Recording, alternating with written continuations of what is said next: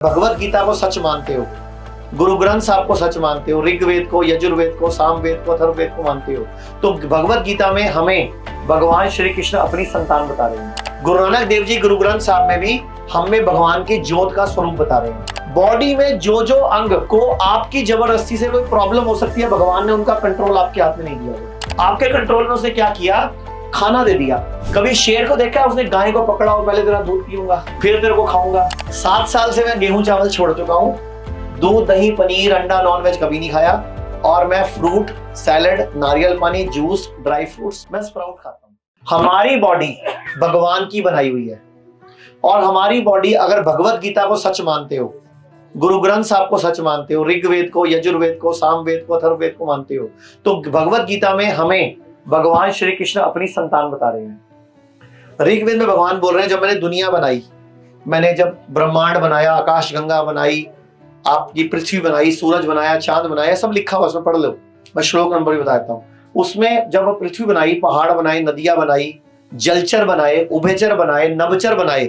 नभचर मतलब उड़ने वाले जीव नभ में, और जलचर मतलब पानी में रहने वाले जीव, उभयचर मतलब धरती पे चलने वाले जीव। तो मैंने एक सर्वश्रेष्ठ रचना करी, इंसान। तो क्या कह रहा ऋग्वेद, भगवान ब्रह्मा क्या बोल रहे हैं ऋग्वेद में कि मैंने सर्वश्रेष्ठ रचना किसको करी? इंसान को। ऐसे ही फिर अगर हम सामवेद की बात करें, तो सामवेद में बोला भगवान ने कि जब दुनिया बनाई तो मैंने मेरी छवि का निर्माण किया। भगवान कह रहे हैं मैंने मेरी कॉपी तैयार की, सर्वशक्तिमान, और उसको बोला मानव। भगवत गीता में भगवान हमें अपनी संतान बता रहे हैं। गुरु नानक देव जी गुरु ग्रंथ साहब में भी हमें भगवान की ज्योत का स्वरूप बता रहे हैं।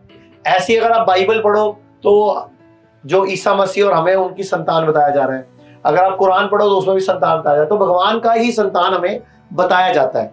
तो अगर हम भगवान की संतान हैं तो हमें कोई शक्तियां वक्तियां भी होनी चाहिए। फिर बॉडी में जो जो अंग को आपकी जबरदस्ती से कोई प्रॉब्लम हो सकती है, भगवान ने उनका कंट्रोल आपके हाथ में नहीं दिया हुआ है। तो कुछ चीजें भगवान ने अपने कंट्रोल में रखी है, जैसे दिल की धड़कन आपके कंट्रोल में नहीं है। आपके कंट्रोल में क्या दिया भगवान ने, और वहीं फंस गया भगवान। आपके कंट्रोल में उसने क्या किया?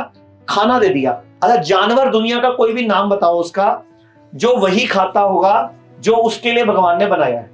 कभी शेर को देखा उसने गाय को पकड़ा हो, पहले तेरा दूध पीऊंगा फिर तेरे को खाऊंगा। कभी उसने हिरन को पकड़ा हो कि तेरे को पकाऊंगा, पहले तेरी टांग खाऊंगा, तेरा लेग पीस खाऊंगा, फिर तेरे को मैं तड़के लगाऊंगा, तेरे को बटर चिकन बनाऊंगा, तेरे में पनीर डालूंगा, फिर तेरे को खाऊंगा। कभी शेर ने ऐसा किया होगा? अच्छा मुझे बताओ, आपको बोला जाता है कि कैल्शियम यहां से मिलता है, प्रोटीन यहां से मिलता है, कार्बोहाइड्रेट यहां से मिलता है, फैट यहां से मिलता है, ऐसे ही बोलते हैं। मुझे बताओ हाथी को कैल्शियम कहां से मिलता है? हाथी क्या खाता है सर? हाथी क्या खाता है? हाथी पत्ते खाता है, तो उसको कैल्शियम भी वहीं से मिलता होगा, प्रोटीन कार्बोहाइड्रेट। अच्छा चलो, हाथी तो बहुत बड़ा है, पत्तों से गाड़ी चल गई। सबसे शक्तिशाली जानवर कौन सा? हाथी। अच्छा दूसरा और बात करते हैं, बैल क्या खाता है? बैल घास ही खाता है, पत्ते ही खाता है। अच्छा गेंडा क्या खाता है? गेंडा राइनो, वो क्या खाता है? हाँ जी, गेंडा क्या खाता है? अच्छा घोड़ा क्या खाता है?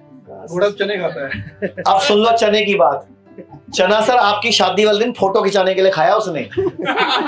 जंगल में चने नहीं पड़े, चना तो फोटो खींचने के लिए खाया जाता है, वो सालियां खिलाती हैं। ये तो सच्चाई, जब घोड़े को भगाना होता है ना तो उसको चना दिया जाता है। नहीं, मैं भागने की बात ही नहीं कर रहा था अभी, मैं बोल रहा हूँ जंगल में घोड़े के पास क्या है? घास फूस ही खाता है वहां भी घास ही खाता है। तो चने कब खाता है? जब उसको लड़ने के लिए जाया जाता था। जब हम घोड़े से लड़ने जाते थे, तो घोड़े को जब हम शादी करने के लिए जाते थे दूसरे गांव में, तो इसको चने खिलाते थे कि भैया घोड़े को भूख ना लगे, क्योंकि घास भारी है ना, कहां उठा के लेके जाएंगे, और चने से घोड़े की एनर्जी बढ़ जाती थी।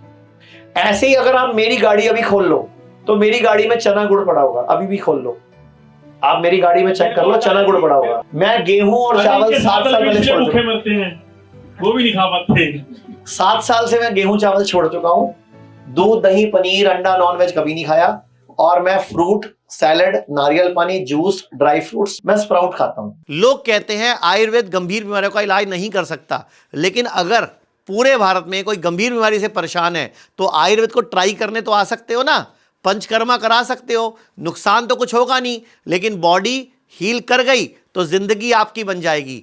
और सभी प्रकार के हेल्थ इंश्योरेंस हमारे 120 सेंटरों पर चलते हैं।